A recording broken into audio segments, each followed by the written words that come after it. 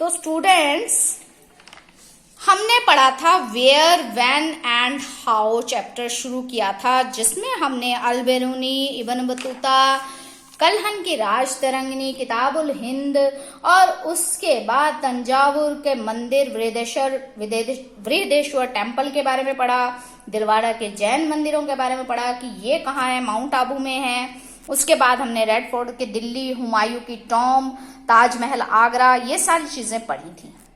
ठीक है, जिसमें मैंने आपसे कहा था कि आप लोग इसके क्वेश्चन अच्छे से याद करके आएंगे। मुझे लगता है जहां तक सभी को याद होंगे, मेरे बच्चे बहुत समझदार हैं। तो मेरे बच्चों, मैं आपसे जब ये चैप्टर खत्म हो जाएगा ना, तो मैं एक टेस्ट लूंगी। देंगे ना आप सभी लोग, है ना? अच्छा, आज जो हम पढ़ रहे हैं ना बेटा, क्या कहा था मैंने आपसे कि आज हम पढ़ेंगे ग्रोथ ऑफ न्यू लैंग्वेजेस। नई नई हमारे पास भाषाएं आई। अब जो बाहर से आएगा कुछ ना कुछ तो लेके आएगा, देके भी जाएगा तुमको, नहीं? अच्छा, एक बात बताओ, आप में से आपके दोस्त जो फ्रेंड सर्कल है उसमें मुस्लिम भी होंगे, हिंदू भी होंगे, ब्राह्मण भी होंगे, वैश्य भी होंगे और अलग अलग तरह के धर्मों के लोग होते हैं। हम हर धर्म से कुछ ना कुछ तो सीखते हैं ना, कुछ ना कुछ तो अच्छा लगता है। अच्छा, ईदी किस किस को अच्छी लगती है? सबको अच्छी लगती है ना? राखी भी सबको अच्छी लगती है, होली भी सबको अच्छी लगती है, दिवाली भी सबको अच्छी लगती है। ऐसे ही ना क्रिसमस पे चर्च में जाके गिफ्ट मिलता है तो वो भी सबको अच्छा लगता है, लेने जाते हैं ना सारे जने, है ना? तो ऐसे ही बेटा, भारत में जब अलग अलग तरह के लोग आए, भले व्यापार के लिए आए या घूमने के लिए आए, तो यहाँ पर लैंग्वेजेस भी अलग अलग आई। देखो, ऑल ओवर इंडिया में संस्कृत भाषा में या पर्शियन लैंग्वेज में, जो मुगलों की भाषा थी, इसमें लिखा जाता था। रीजनल लैंग्वेज जो है ये बाद में आई, जैसे तेलंगानी आंध्र प्रदेश में यूज होती है, कर्नाटक में कन्नड़ भाषा, सिंध में सिंधी, कश्मीर में कश्मीरी और उत्तर प्रदेश में हिंदी के साथ साथ अवधी भाषा का प्रयोग होता है और गुजरात में गुजराती भाषा का प्रयोग होता है। इसके बाद है आपका नेक्स्ट कॉइन्स। कॉइन्स जो हैं, जो स्टडी ऑफ कॉइन्स है, हमें मालूम है ना, हर एक राजा अपना अपना कॉइन्स बनाता था। देखो ये कितने खूबसूरत कॉइन्स हैं, है ना? देखो क्या लिखा है, स्किलिंग डेंस्के 1719, 1719 का आधा वाला सिक्का है। अब इसकी वैल्यू क्या है ये तो मुझे भी मालूम नहीं है बेटा, ये तो आपको जो वो ज्ञाता होते हैं ना इसके, वो ज्यादा अच्छे से बता सकते हैं। तो स्टडी, जो कॉइन्स की स्टडी करते हैं उसे हम कहते हैं न्यूमिस्मेटिक। ठीक है, द लीगेंड्स और writings on the coin generally convey the name of the title of the ruler who issued the coin and date. मतलब कौन सा राजा रूल कर रहा था उसका नाम आता है और इसमें डेट आती है कि कौन सा, उस राजा ने कब शासन किया और कब इस सिक्कों को जारी किया। अब देखो, अलग अलग लोगों ने अलग अलग सिक्के लागू किए। सुल्तान दिल्ली का मुगल बादशाह था, फिर चोला साउथ इंडिया में, और रीजनल रूलर्स भी थे कई। इन्होंने अपने अपने समय में अलग अलग तरह के सिक्के इशू किए। इनमें से यूनिक कॉइन्स थे ट्रैंक्वादार दानिश ईस्ट इंडिया कंपनी का, 1620 से 1845 में शुरू हुआ था ये। ठीक है, उसके बाद है हिस्टोरियन प्रॉब्लम्स। अब देखो, कोई भी चीज होती है उससे जुड़ी हुई कुछ समस्याएं भी होती हैं। ठीक है, as there was no printing press तो थी ही नहीं बेचारों के पास। अब जब पढ़ना लिखना इतनी मुश्किल से सीखे हैं तो प्रिंटिंग प्रेस में तो टाइम लगेगा ना। तो all Indian papers and documents at the time were manuscripts, hand written documents होते थे। और people who were employed to keep records made copies of the original document. वो क्या करते थे, ओरिजिनल डॉक्यूमेंट की कॉपी कर लेते थे। While doing this, they sometimes copied wrong, और कई बार क्या होता था, गलत कॉपी होती थी। और some scribes also put in their own language or their own thoughts। और कई लोग क्या करते थे कि भाई अब इसके राजा महाराजा की मैं कविता वो उतारने बैठा हूँ कहानी, चल मैं मेरे विचार भी लिख देता हूँ, है ना? कि लक्ष्मीबाई जी के बारे में मेरे विचार तो ये हैं भाई, महात्मा गांधी के बारे में मेरे विचार तो ये हैं। तो वो क्या करते थे, उसमें अपने थॉट्स ऐड करते थे, तो जिसमें सबसे ज्यादा समस्या होती थी। और कई बार क्या होता था कि भैया मुझे ये भाषा नहीं आती, मैं तो दूसरी भाषा में लिख लेता हूँ, तो वहां भी समस्या हो गई ना। और all this gradually change the original text. इससे क्या होता था कि ओरिजिनल स्टोरी गायब हो जाती थी। Historians have to gather information from these change documents if they can not find original documents. Historians को यह समस्या थी कि हमें कैसे पता चलेगा कि ये ओरिजिनल डॉक्यूमेंट्स हैं ये सबसे बड़ी समस्या उनके पास। This was much difficult because the historian was to study all the available version carefully and cross check the contents against other dependable evidences. तो वो लोग क्या करते हैं, उनके पास जितने एविडेंसेस होते हैं उनको बहुत ध्यान से चेक करते हैं और क्रॉस चेक और करते हैं। क्योंकि आप ये देखिए कि अगर भारत के प्रधानमंत्री नरेंद्र मोदी जी ये कहते हैं कि कल भारत बंद रहेगा, तो उस बात की एक वैल्यू है। क्यों रहेगा, उनको कारण बताना पड़ेगा। तो ऐसे ही जब हिस्टोरियन अगर कोई बोलता है कि भाई ये हमें चीज मिली है, ये हमें प्राप्त हुई है, तो कैसे मिली है भाई, सबूत दो। विदाउट एविडेंस हम नहीं मानते। हम क्यों माने? आप भी बोलते ना कई बार, मम्मी आज तो स्कूल से कोई काम ही नहीं मिला है ना। फिर मम्मी क्या कहती है, दिखा तो कॉपी जरा, तेरी डायरी दिखा तो स्कूल की। बोलती कि नहीं बोलती? बोलती है ना। मम्मी भी नहीं मानती आपकी बात, है ना। तो वो आपको हिस्टोरियन के साथ भी ऐसा ही होता है बेटा कि सबूत के बिना हम कोई बात नहीं मानते, है ना। दूसरी प्रॉब्लम जो है इनके साथ वो है लैंग्वेज की problem. Used in all documents have changed over time. बहुत समय बाद पुरानी लैंग्वेज है तो कैसे उसको पढ़ें, बहुत मुश्किल है उसको पढ़ना, उसको समझना। The spellings and meanings of word, grammar and even script has already changed. Historians can not read some of the documents because they are unable to read.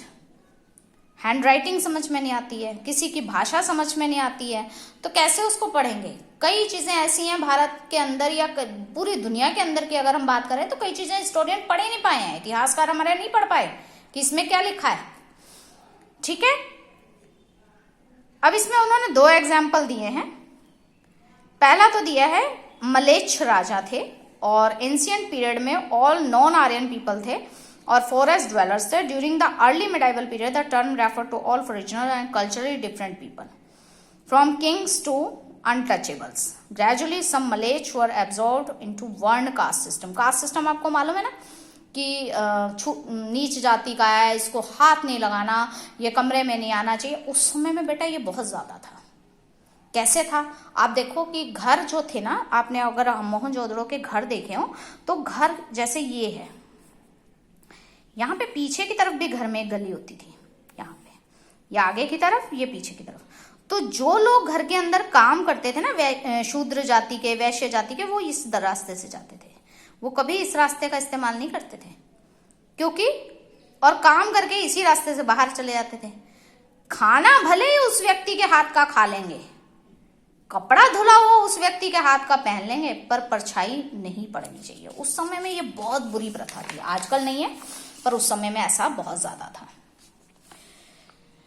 Who ruled over the region in the early medieval period? The Arab referred to the land between the Indus and Ganga Yamuna Doab as Hindustan, और हिंदू इसमें सिंधु और Indus के नाम से इसको माना जाता है, तो इस समय इसको हिंदुस्तान कहते थे।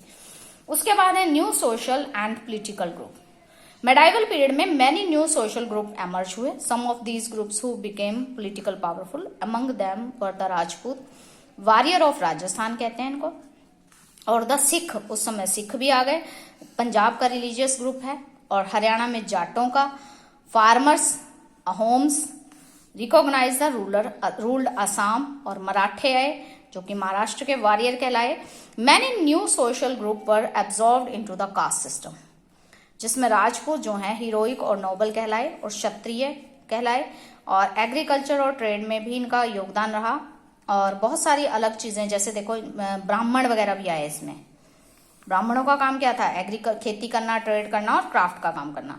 इसके साथ ही बेटा एक धर्म और आया, इस्लाम धर्म। अरेबिया से आया 7वीं शताब्दी में। Islam is center on the belief in one God, एक गॉड को मानते थे, अल्लाह। और कौन लाया था? मोहम्मद साहब, पीर मोहम्मद साहब। दिस टीचिंग आज contain the Holi book called the Quran. इनकी बुक को कुरान कहते हैं। क्या कहते हैं इनकी बुक को? कुरान। और पीर मोहम्मद की डेथ के बाद कैलिफ और कुल्फिया, ये 2 चीजें बनी। रिलीजियस और पॉलिटिकल हेड हो गए मुस्लिम कम्युनिटी के, और ये 2 हिस्सों में बच गए, शिया और सुन्नी। जो शियास थे ये मोहम्मद साहब के सन इन लॉ जो थे, सन इन लॉ समझते हो ना, दामाद, ये ट्रू सक्सेसर रहे, और they believe the caliph is pointed bye divine will. The Sunnis believe that the caliph should be chosen by the whole community. A part of the Quran follow the Sunni. ठीक है, कुरान के एक हिस्से को सिर्फ वो मानने लगे।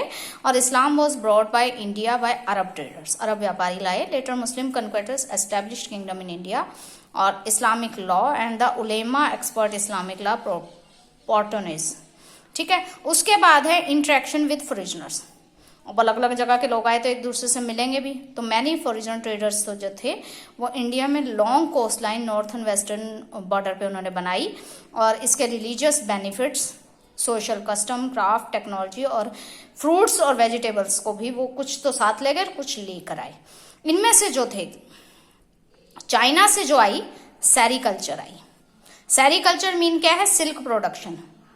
सिल्क वॉर्म को, कीड़े को पालते हैं ना, सिल्क के कीड़े को, उसको सेरिकल्चर कहते हैं। तो क्वेश्चन यहाँ पे है सेरिकल्चर किसे कहते हैं। फिर उसके बाद मैंने क्या कहा आपसे कि कुछ फ्रूट्स वगैरह भी वो लेके आए। लीचीज और पर्शियन वाटर व्हील ये भी लाए चाइनीज से। तुर्की जो है ये अपने साथ लाए plum, peach, apricot, melon, orange और लेमन। और पुर्तगाली जो है ये लाए पोटैटो, टमाटो और चिली। उसके बाद आपकी जाति, जैसा कि मैंने आपसे कहा कि जाति समाज में 4 तरह की जाति थी ना, ब्राह्मण, क्षत्रिय, वैश्य और Shudra. Growth of new profession gave rise to a large number of subcaste, such is called as jati, उसे हम जाति कहते हैं। सेम प्रोफेशन में jati has emerged by Kayastha subcaste of scribes. Kayastha rose of prominence because record keeping had become an important profession. ठीक है, इनका काम था कि रिकॉर्ड को रखना और गवर्नमेंट और विलेजेस और टाउन्स में। उसके बाद कई नए धर्म भी आए मेडाइवल पीरियड में। ट्राइबल ग्रुप्स में हिंदू सोसाइटी जो आपकी थी उनका हिंदुज्म में वर्शिप बढ़ी। फिर उसके बाद आपका बिल्डिंग टेम्पल्स, गॉड और गॉडेस हिंदू रूलर्स के द्वारा बहुत ज्यादा इनका विस्तारीकरण हुआ। और ब्राह्मण और granted them tax free land मिले इन्हें ब्राह्मणों को।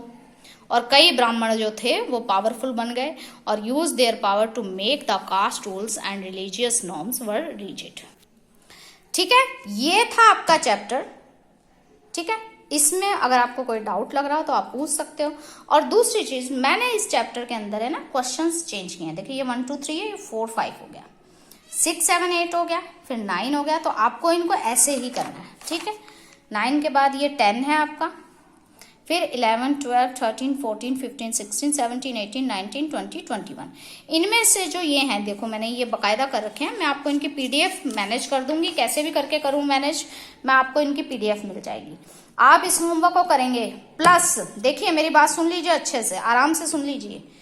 20 क्वेश्चन है ये, प्लस 20 क्वेश्चन है आपके चैप्टर में। डरना नहीं है, छोटे छोटे क्वेश्चन है, इसमें बड़े हैं कोई बात नहीं, लेकिन जैसे आपने वो छोटे छोटे क्वेश्चन याद किए ना, कल्हन की राज तरंगिनी और वृदेश्वर टेम्पल, सारी चीजें, तो ऐसे बेटा याद हो जाएगा, बहुत इजी है। और धीरे धीरे याद करोगे ना तो जल्दी याद हो जाएगा, फिर आपको खुद ही लगेगा वाह बहुत मजा आया है ना। तो ये चीजें आपको पढ़नी पड़ेंगी, पढ़ोगे तभी तो आएंगी। ठीक है, तो क्या क्या पढ़ा हमने, कितना कुछ पढ़ा लिया आज हमने। देखो हमने कितनी सारी चीजें पढ़ी। हमने पढ़ा वेयर, व्हेन एंड हाउ। उसके बाद हमने पढ़े मेजर पॉलिटिकल डेवलपमेंट्स, फिर हमने इंपॉर्टेंस पढ़ी, फिर हमने कार्टोग्राफी और मेडाइवल इंडिया पढ़ा। उसके बाद हमने सोर्सेज पढ़े, फिर स्कल्पचर्स पढ़े, फिर उसके बाद हमने मॉन्यूमेंट्स पढ़े, है ना। फिर उसके बाद ग्रोथ ऑफ न्यू लैंग्वेज पढ़ी, कॉइन्स पढ़े, फिर हिस्टोरियन प्रॉब्लम्स पढ़ी कि कौन कौन सी दिक्कतें आती हैं, है ना। फिर हमने अलग अलग धर्मों के बारे में और जातियों के बारे में पढ़ा, है ना। इसका आपको पीडीएफ मिल जाएगा तो आराम से आप कर सकते हो, कोई दिक्कत तो नहीं है बेटा। ठीक है, और मैं बहुत जल्दी आपको इसका टेस्ट डालने वाली हूँ। ठीक है, अगली क्लास में जब हम मिलेंगे तो हम पढ़ेंगे Kings and kingdoms of the early medieval period. ठीक है, इसमें हम राजाओं और उनके साम्राज्य के बारे में पढ़ेंगे। ठीक है, मिलेंगे अगली क्लास में। Thank you.